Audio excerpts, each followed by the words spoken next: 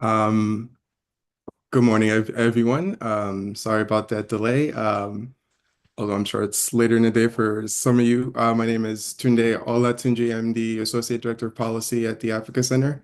And if you're joining us for the first time, we're happy to have you. And if you've joined us before, welcome. Um, Back. We'll get started in just a second, but before we do, I just want to say a few words about the Africa Center. We are a multidisciplinary institution based in New York City, right on Fifth Avenue at the top of Central Park. We work across arts and culture, policy, and commerce, and we're concerned primarily with how the world comes to understand the continent and trying to make sure that prevailing narratives do justice to the lived experiences of the people who live there. And as part of that work, we think it's important how the world comes to form its understanding of the place, but also what information gets to shape that understanding. And so we put on public programs such as this one, which is on the often peculiar way that conflicts on the continent are covered in the news media. And to help us do that, we are joined by a wonderful panel who I will introduce in a second. I'll introduce our moderator, who will then introduce us to the rest of the group, and then we can get started. Halima Gikandi is an award-winning journalist who has covered war, conflict, and politics around the world for over a decade. She recently served as the Africa Correspondent for The World, which is a long-running news program on American Public Radio. She's reported on Sudan's democratic transition, the war in Northern Ethiopia, youth protests in Kenya, several elections, among many others. Halima, thank you so much for joining us. Thank you for inviting me. I'm happy to be here. Excellent. So I think that's my sign to take on the moderator position. Thank you, everyone, for joining us, wherever you're joining us from, and whichever time zone you're joining us from. I would like to start by introducing the wonderful panelists that we have today. First is Lydia Namubiru. She is the editor-in-chief of The Continent, which is an outstanding weekly newspaper that I encourage all of you to subscribe to. She is also the director of the Continent's publishing company, All Protocol Observed, which is a South African nonprofit. Prior to the Continent, she was also the Africa editor at the UK-based independent news organization, Open Democracy, which she joined after several years contributing to international news outlets, including Al Jazeera, BBC, Quartz, Reuters, and more. We also have with us today Yasmin Abdel-Majid. She is a Sudanese diaspora writer, broadcaster, and award-winning social advocate. She's also the author of several books, including the essay collection Talking About a Revolution. And her literary debut novel, At Sea, will be published in May 2026. Congratulations. Her writing has also appeared in publications like The Guardian, New Lines, and The New Arab, where she writes on issues including the Sudanese Revolution and the current war against civilians. Finally, Yasmin also built the website eyesonsudan.net and supports sudandigitalarchive.com, which is a free open source digital archive for Sudanese collective memory. Ladies, I'm so excited for you to be on for this conversation. Before getting into the questions, I would like to note that the conversation that we're having today is at least the timing of it was prompted in part by a recent article in The Atlantic titled The War About Nothing, referring to the war in Sudan. And it's gotten a lot of attention and responses as well as criticisms, which we have to remember as journalists is a healthy thing. And it's a reminder that we live in a moment where Africans, writers, intellectuals, etc., can be part of this discussion, which is exciting. And I also, though, want to note that the topic about how war and conflict in Africa is framed is a conversation that's been going on for decades, and it remains ongoing. And it's also a great time to have this discussion because this year marks the 20th anniversary of the landmark essay, How to Write About Africa, that was written by the late Kenyan writer Binyavanga Wainaina and Granta Magazine in 2005. And I encourage those in our audiences to go read and reread that article after this conversation because it satirizes some of the discursive and rhetorical tropes about the continent generally. And to just get our minds going, I want to pull some quotes from that article that I think are relevant for this discussion.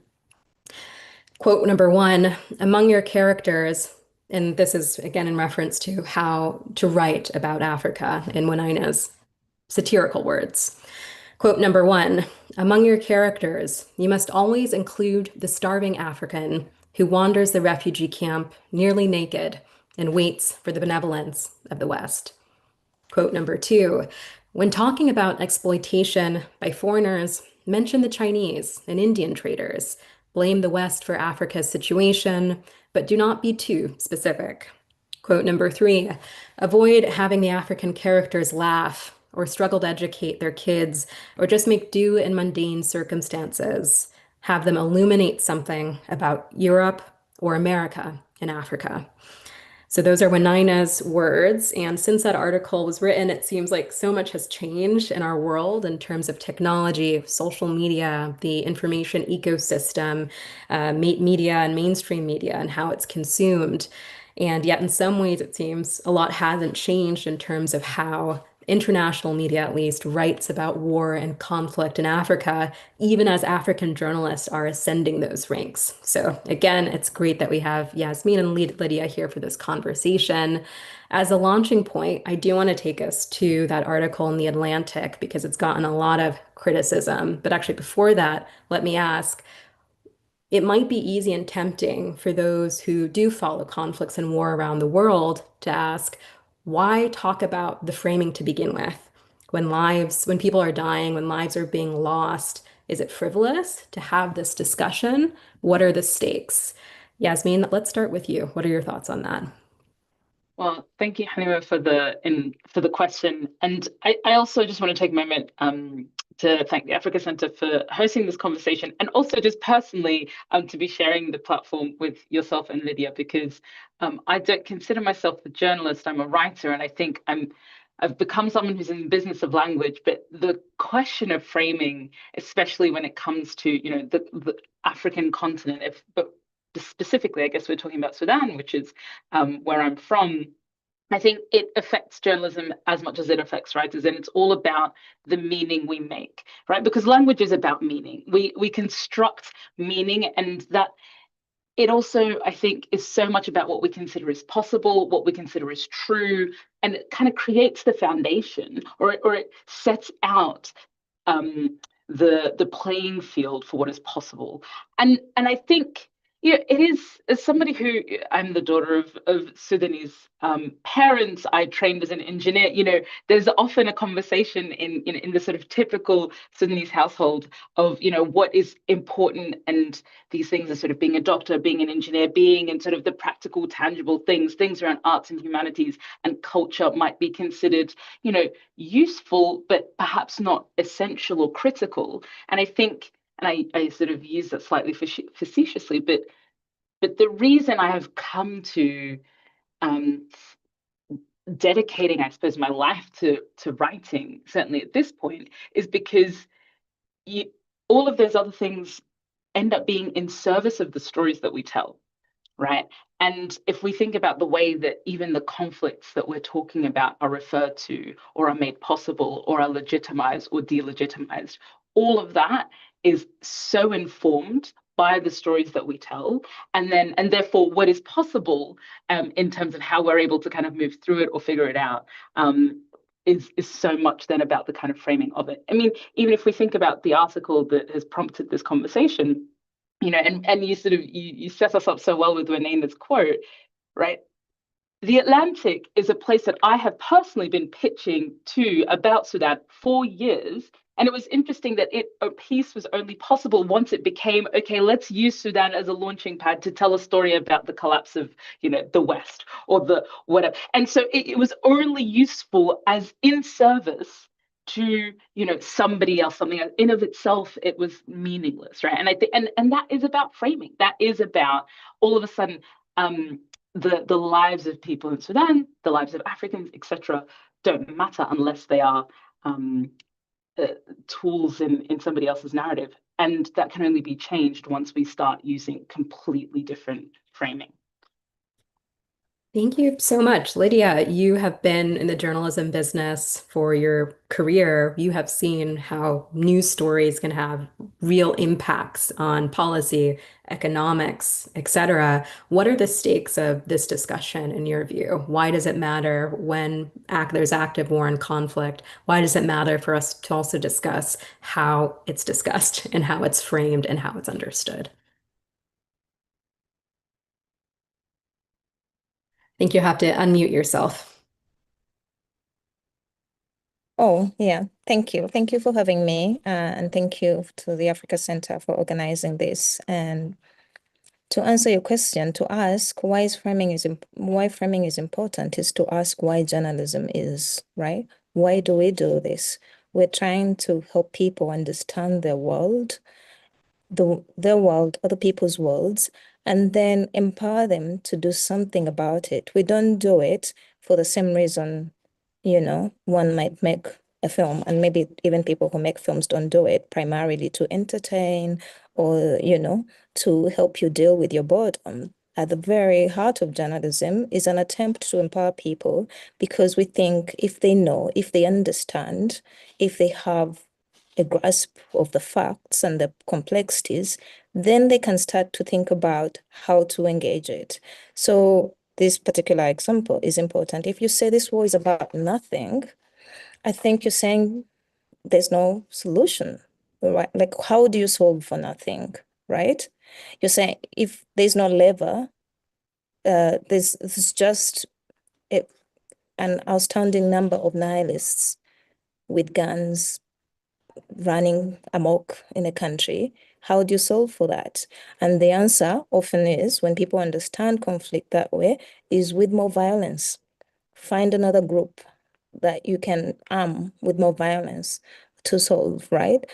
But and so then we perpetuate more, violence being responded to with violence because they apparently it has no root in anything outside of violence that then we can work on to solve. So I think that is why it's especially important when people are dying to grapple with the facts and complexities of what's going on, because it is especially important when people are dying that we think about solutions that will stick, right?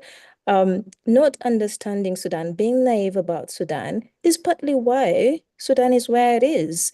When the people, through mass protests, toppled the government of Omar al-Bashir, there was an opportunity to right Sudan. There was an opportunity to secure that revolution.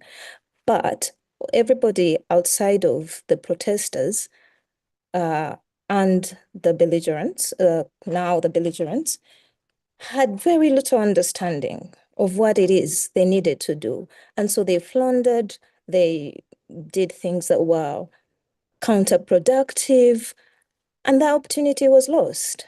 That is what's at stake when we don't understand what's going on. When we use a real life situation, the life and death situation for many people as mere narrative device.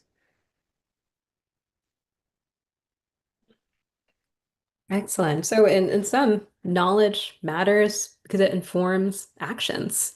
And I just wanted to set that tone as we go and address that to explain why we're having this discussion at the beginning. Thank you so much. So Halima, please if go I ahead. may, sorry. Well, just to even build on that, I think it's not even just informing. I think it is a necessary, like the correct framing is necessary to any lasting peace, just peace, right? I think that is like it is, yes, it's kind of understanding for the action, but also if the framing is wrong, it's like getting the foundations of a building or a city, right? You are unable to kind of build a structure from there. And so I think it's actually vital. It's not just a nice to have. Excellent. Well, expanding on that, my next question is speaking a bit more directly about this article, and for those in our audience who hadn't read it, the general framing of it was that, and I want to make sure this is just the starting point of this discussion, But the general framing of it was, and the argument of the essay was that the war in Sudan is an example of the collapse of the liberal world order, which again is why I started with that quote from Wanina, the positioning of Sudan as is its relevancy is because of something happening somewhere else. And that's part of the reason it got a lot of pushback. Yasmin, I'd love to hear from you as a thinker, as a writer, especially from Sudan, but also in your own merit. What did this article get wrong? And what does that say about what is potentially unfinished or yet to be corrected in terms of how war and conflicts in Africa are covered compared to other parts of the world? Oh, if I could tell you exactly how I responded when I first saw the article, it probably would I'd actually probably wouldn't be appropriate for this panel, because I think I remember sort of seeing it pop up on a screen that I was reading it and thinking, oh wow, all of this, and this is what you took from it. Like all of what is happening in the world and all of what is happening in Sudan, and as Lydia kind of mentioned earlier, the fact that this is kind of like, you cannot extricate sort of the Western international community from what we're in at the moment as Sudanese people. And rather than look at Sudan on its own terms, right, you sort of take it as a representation, almost as a cautionary tale for what is happening in your backyard. And actually, it's got these are unrelated. Like, frankly, it is lazy thinking. It's lazy thinking. It's thinking that sort of is grasping at examples. And I can understand the urge to be like, look how bad it is over there. We don't want that to happen here. But like, it is offensive across the board, frankly. It doesn't actually pay attention to the dynamics. It demonstrates a lack of understanding of the actual dynamics at play. And also, I think it does a disservice to people in the United States, for example, because of this context, and it was the United States and Europe, if I remember correctly, that the context was kind of being referred to. The dynamics in these environments are different. The issues are different. Sure, there might be like parallels that you can make, but the solutions for a space like Sudan is very different to the solutions that are relevant to the United States and Europe. And so I find it, I mean, it's a tale as old as colonization, isn't it? Right? Look at over there, the savages, they're unthinking, they're nihilistic, they actually are not being, there's no sense to kind of how they're operating. And that's what we should be afraid of, that senselessness, that unthinkingness. When actually, what has the situation Sudan is in, obviously has, you can kind of look at the points, if you go back to, say, the 2018-2019 revolution, which was a successful revolution in the sense that it was a peaceful mass movement from the people, a self-organized, mostly leaderless movement that managed to topple a 30-year-long dictator. And then, it wasn't just one or two, there was, the person that they put up, that the regime put up afterwards, people also were like, that's not acceptable. And then, there was a third attempt, and then they were successfully able to get a transitional sort of council. And then at that point, the international community, the diplomats, the so on, rather than being like, let's pay attention and let's listen to the people who actually managed to make this happen, they were like, oh, let's go back to the old playbook that we've been using, since the 19th century. And then, oh, how surprising, that didn't work. It's actually it's not only naivety, it's arrogance, it's hubris. And the fact that none of this was even really touched on, the fact that this wasn't seen as a logical conclusion to actions that were taken in 21, 22, demonstrates, I think, like a frustrating. Do you know really what it comes down to? I think so often, someone who knows nothing, who might have visited Sudan once or twice, who might have even just, like, I don't know, looked at the Wikipedia page, is deemed an expert, but imagine I read a Wikipedia page about World War One, and are you going to allow me to write a whole article about it in the New York Times? Or, no, because there's a respect for the expertise that is required to be, to be able to be a knowledge producer about, a context, an event, a situation. That is just it's not given the other way around. Sorry, I've kind of gone on a rant, but You're raising so many great points. I wish we had even more time, because what you're saying is bringing to mind how in Sudan, in the revolution, in that transition period, there was always a dissonance between what Sudanese people were saying on the ground and then the efforts that oftentimes failed again and again by Western diplomats. exactly. It's interesting that's not mentioned in the article, although he's interviewed, is there was a lot of disdain, or at least disagreement with about the UN, top UN officials in Sudan, to the point I remember being in Khartoum and seeing graffiti over some of the UN signs. And in some ways, the article also embodies this dissonance that can exist both in the peacemaking process and politicking process, and then also in media. But that's why we have an opportunity for these discussions, because we do have voices that can contribute to the conversation. And that's exactly what, Lydia, you've done at the Continent in response to that article. The Continent, which again, I encourage people to subscribe, took the opportunity to highlight Sudanese voices that gave only a piece. I wish there was more, but it gave a few more perspectives about this war from different angles. Can you walk me through why the Continent wanted to dedicate that space at that moment in response to the article, and then also why you felt it was necessary? First, can I just go back a little bit to say I actually would have really liked an article about Sudan and the liberal world order, but an honest one, right?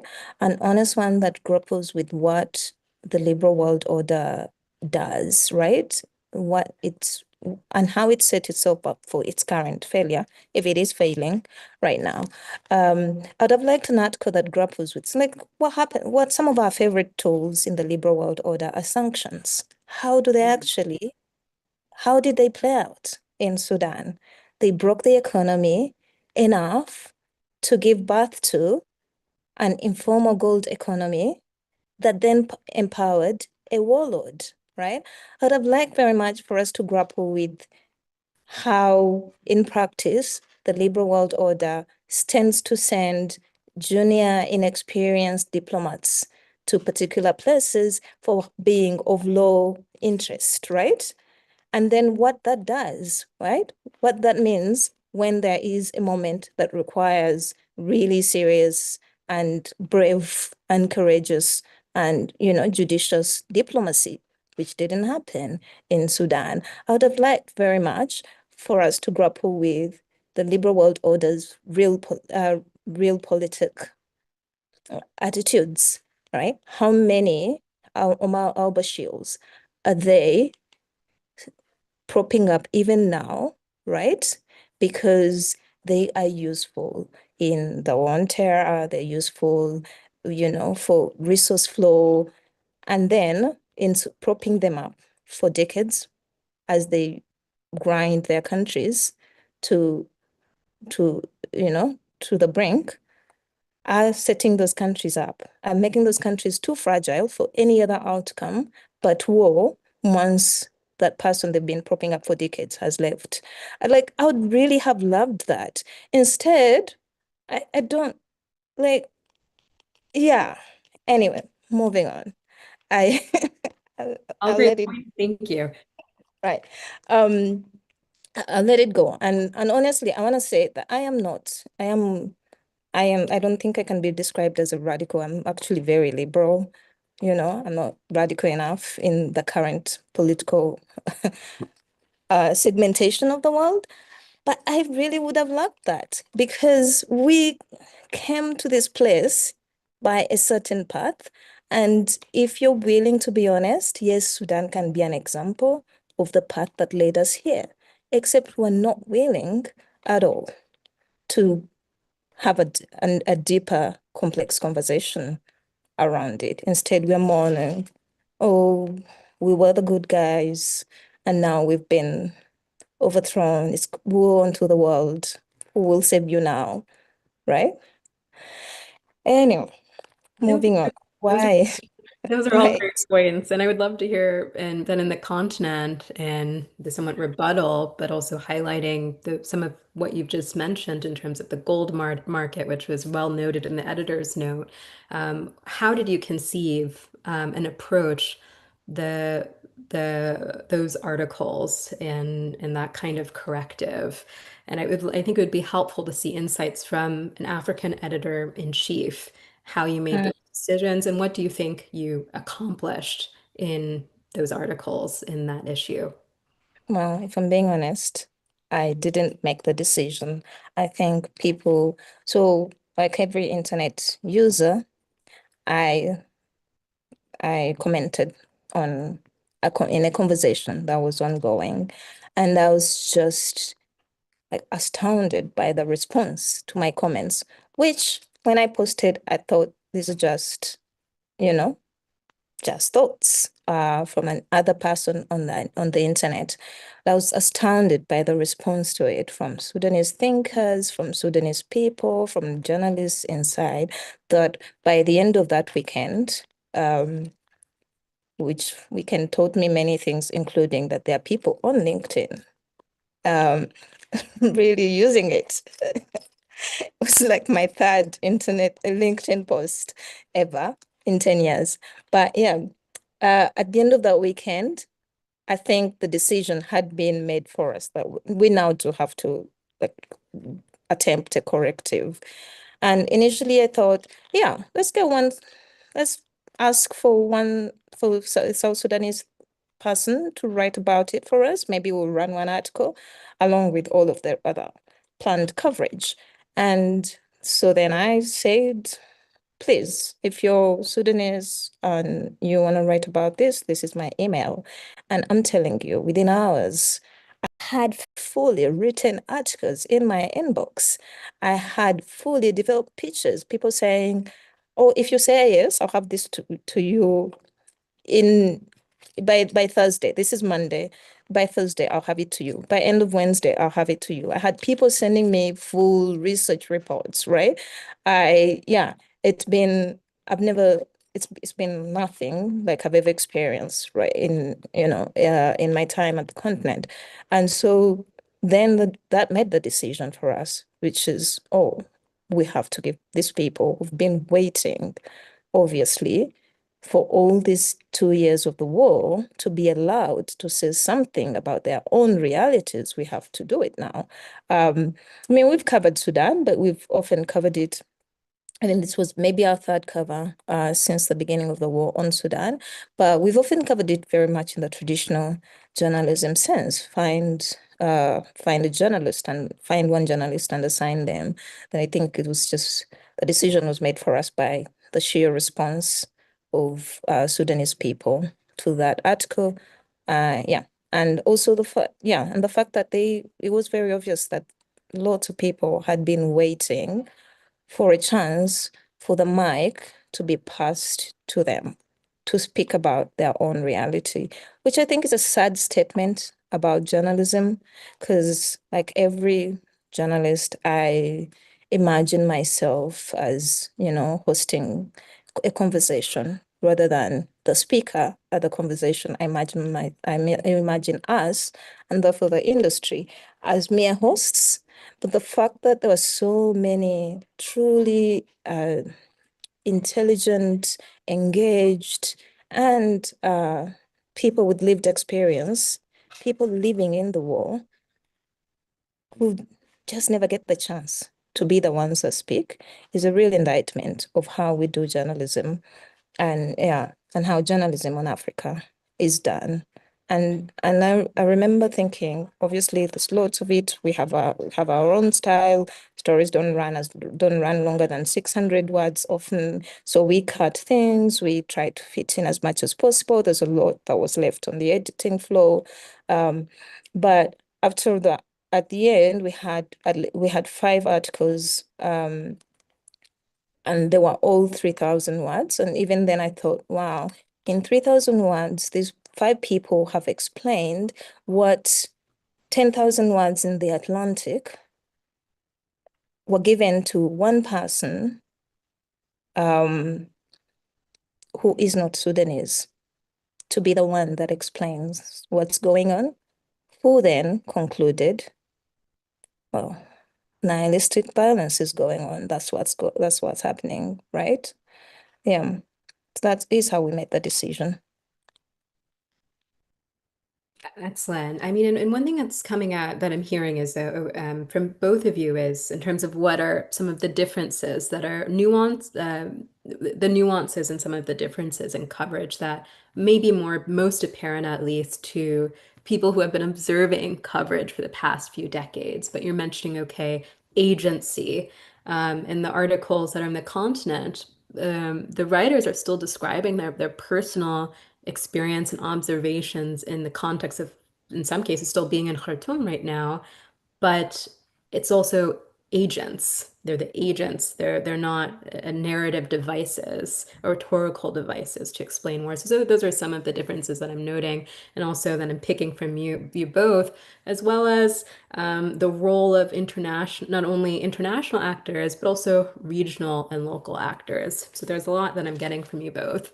But more importantly, and leading to my next question is this. Clearly, the audience have changed.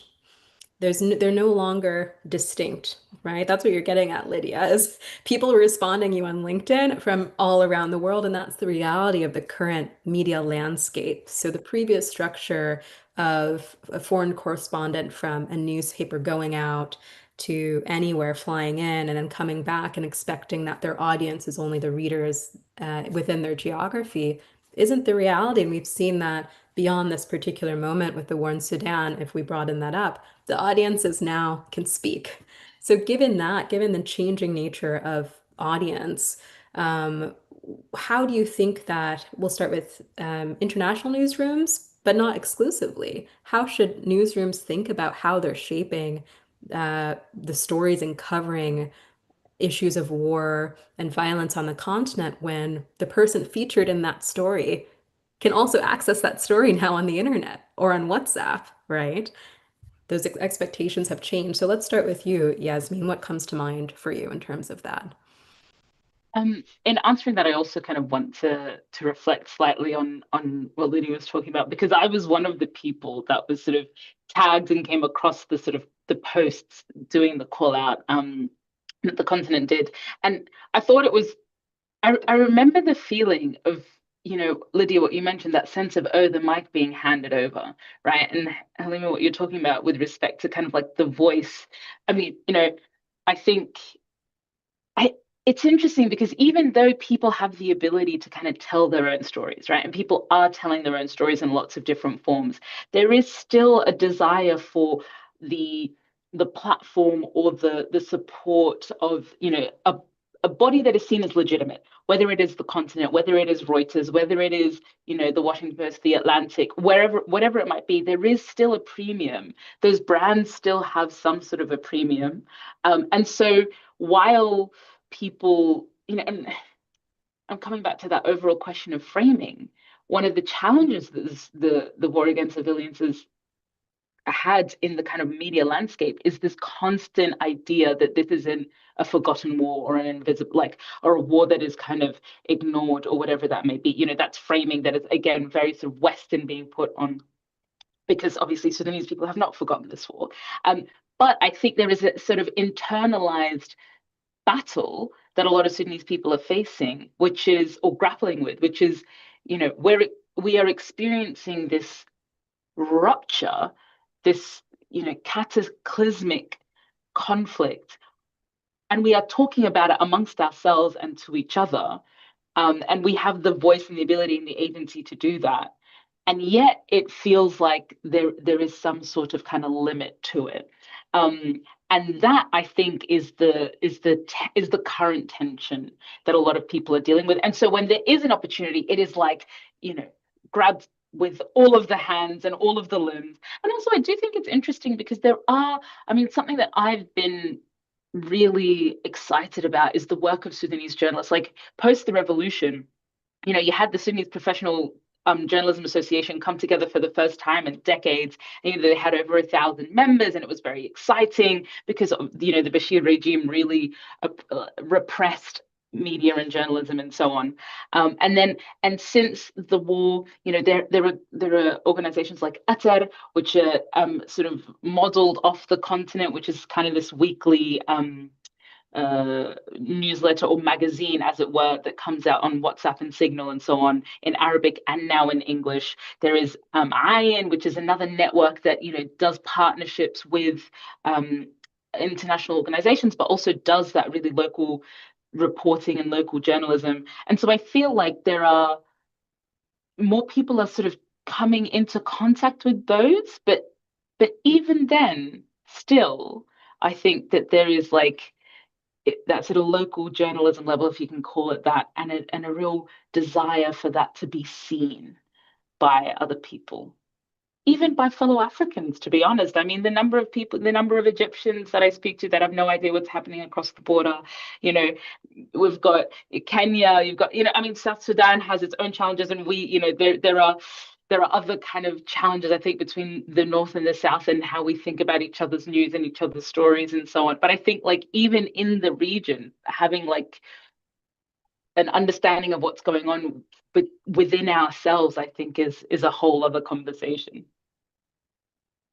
Yeah, that's a great point. And you're absolutely right to note that tension point that I think exists in a lot of us as Africans, and that there is still legitimacy in circulation in traditional and as well established newspaper and media sites, but yet there's also that desire to see it covered in a way that is accurate and also absent of tropes. And actually, that is leading me to a question we've gotten from our audience that I think Lydia is well poised to answer. Is to what extent do you think these newsrooms are covering Africa for Africans, or for themselves?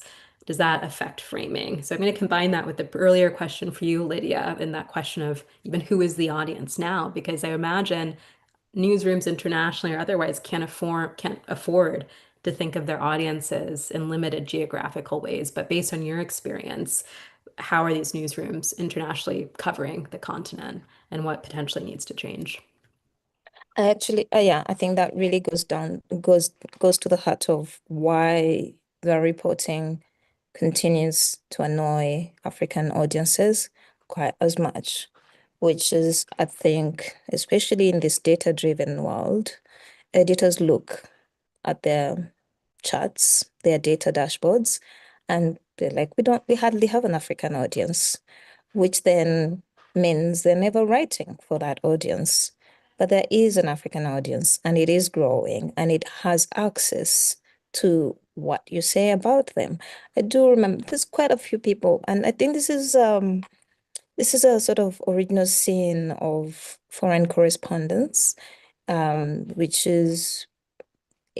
was set up to tell the home audience about exotic people and what interest home might have in that exotic place, right? So I think very often foreign correspondence still understands itself that way, that I am telling the home audience about those people, which is, I don't know, I'm not in charge of one of those.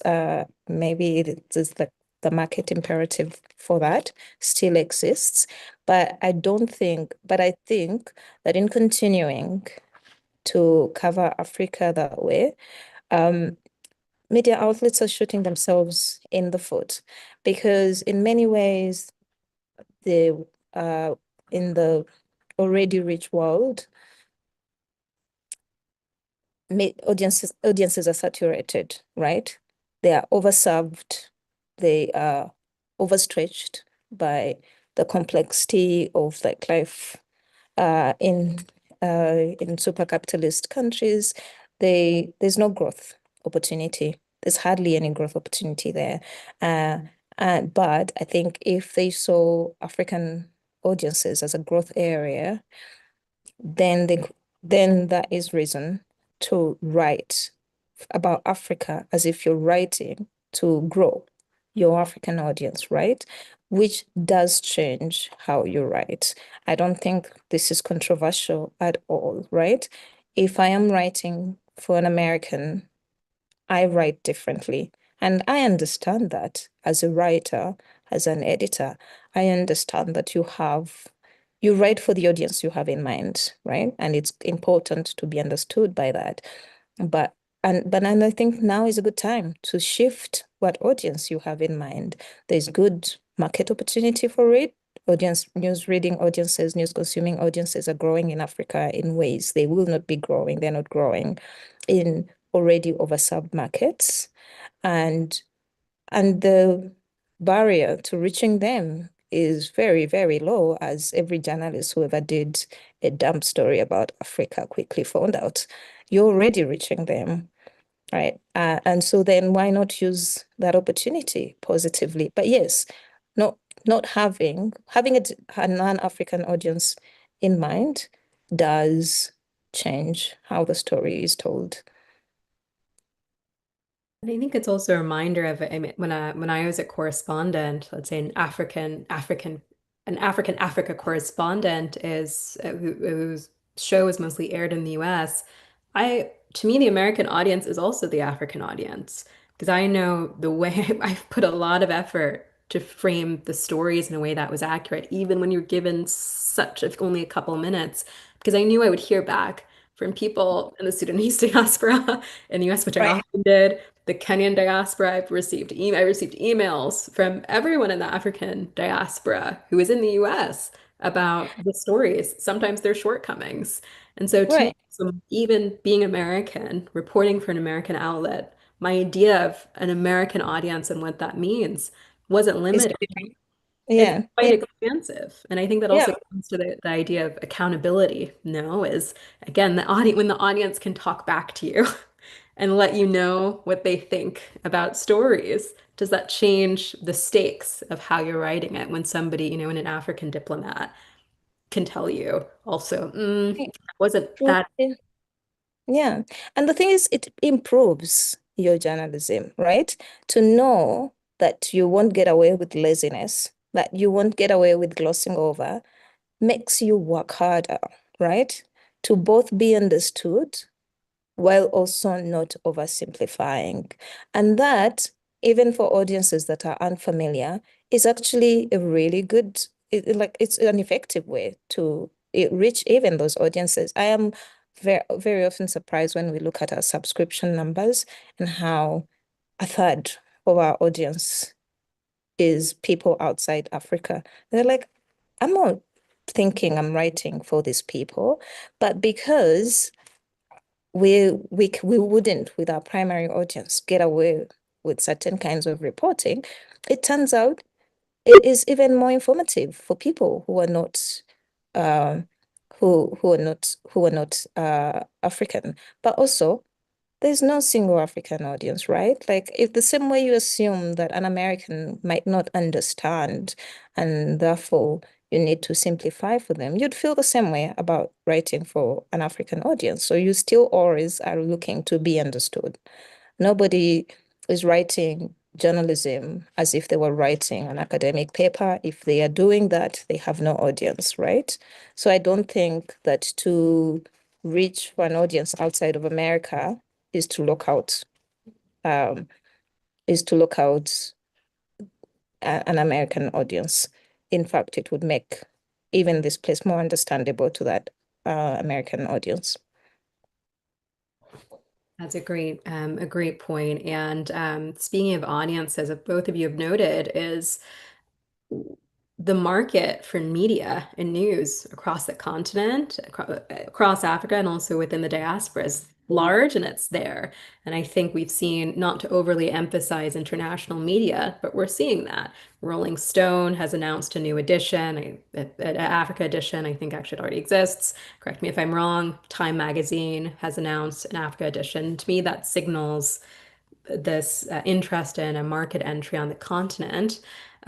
We have mentioned not up and coming, but the some ways well established, but the notable African digital news weeklies or newsletters that are coming out that I think are contributing to the ecosystem and information, not to mention the well-established newspapers, radios, stations, news programs that have existed on the continent for decades. But given that we're focusing on the problems, some might be tempted to say, well, is the answer to not cover war and conflict? Which, of course, the easy answer is no. It exists everywhere. Sometimes the news in general skews negative, but it's the way that it's covered.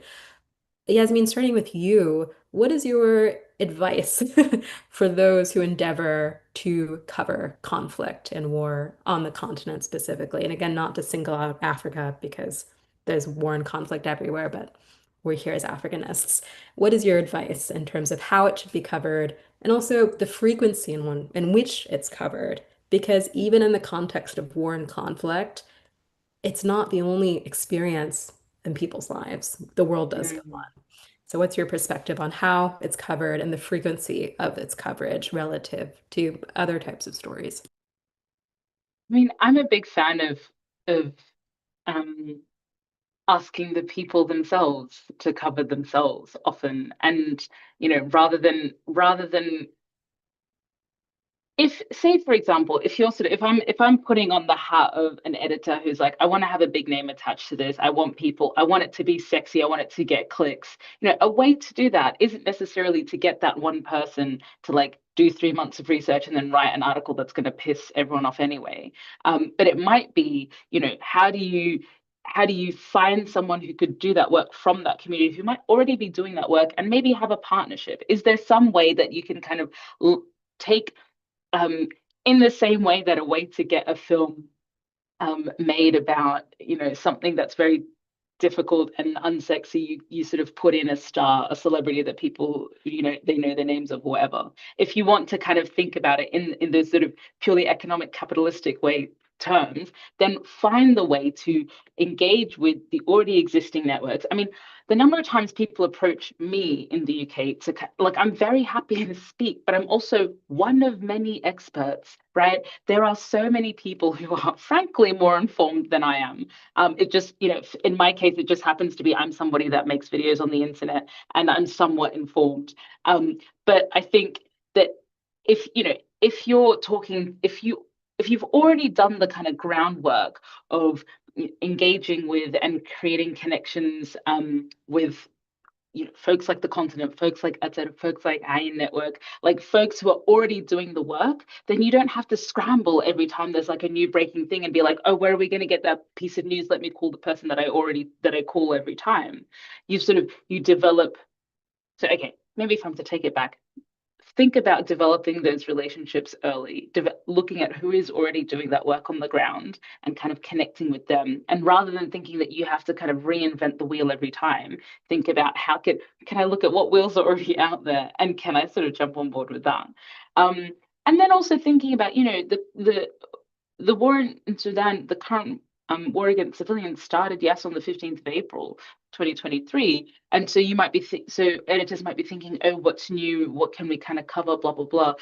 And those are the opportunities. And there have been some good examples. I mean, like Reuters did one piece of work that I think people really valued, which was about, gender-based violence in Sudan and how the RSF is using, violence against women and children in this really pernicious way. And so I think, what they did is they worked with folks on the ground. They had a really sort of diligent approach, and that was a piece of work that was really useful for lots of different people. And they connected with folks that were already on the ground. So I think if it's not just, when you're covering a conflict, it's not just about, and I'm teaching, this is not new, but it's not just about the sort of events, the military sort of tactical events. It's also about the lives of people on the ground. It's also about how, what are the other patterns and trends? And as Lydia said earlier, maybe a piece on how the liberal order failed Sudan, and thinking like if you want to have those big political kind of sweeping statements, ones that are more honest, ones that are more challenging. I think that is the kind of journalism that will move the needle in a way that is like helpful rather than in a way that is just kind of reinforcing and remaining in the same rut. Great, Lydia. I actually think we might find that the answer is the opposite.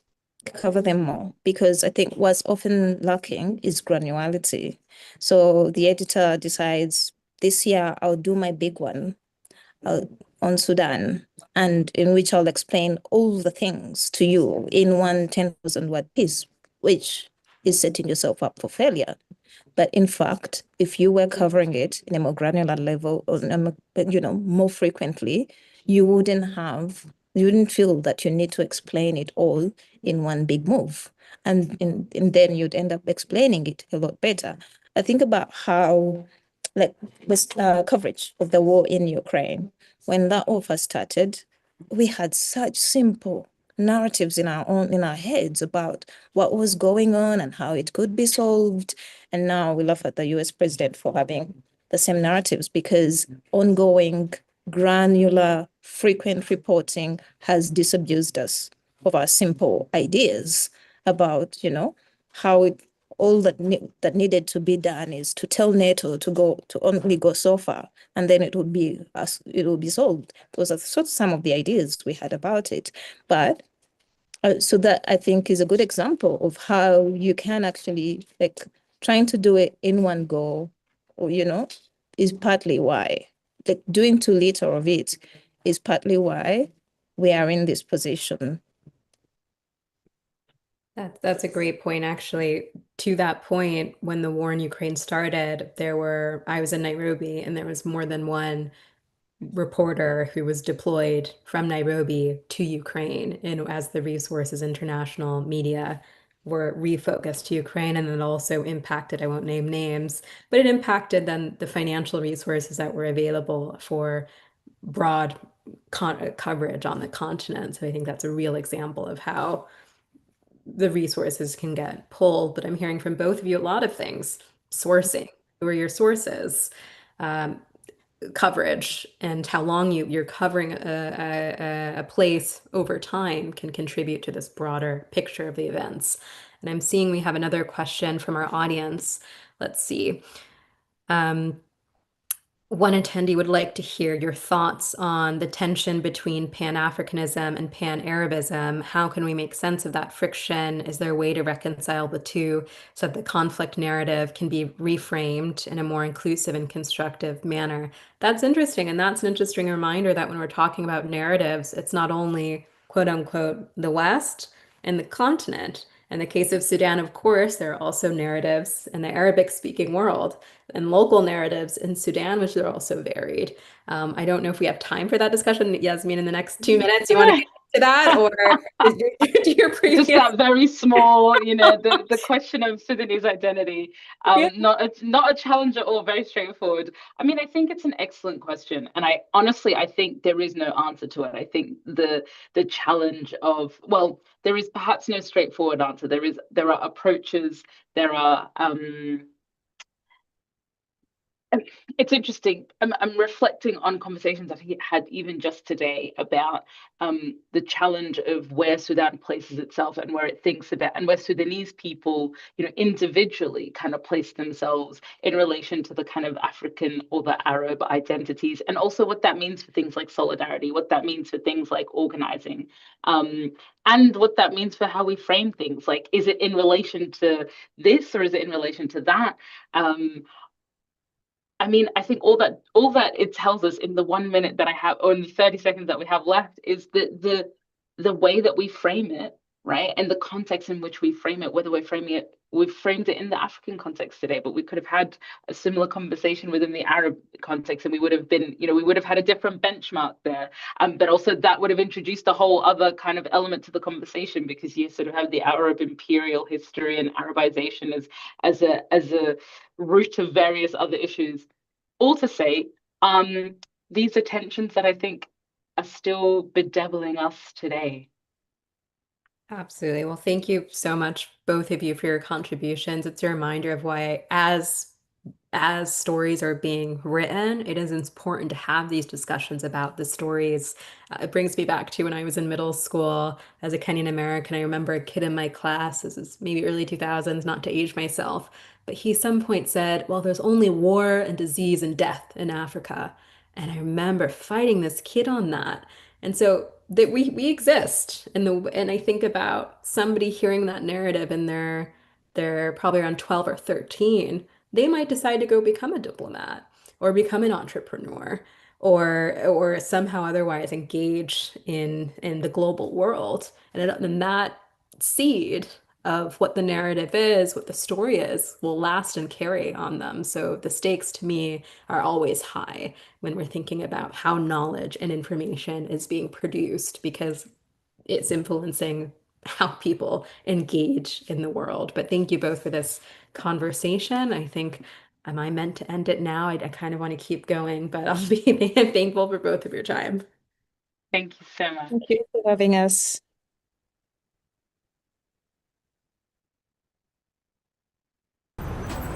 Home isn't just where we're from. Sorry guys, my video It's did the not sounds come that very move well us. for the live stream. There's a lot of activity happening in The stories that shape us. and did not get to me until very late to just shift position. And the flavors that heal us.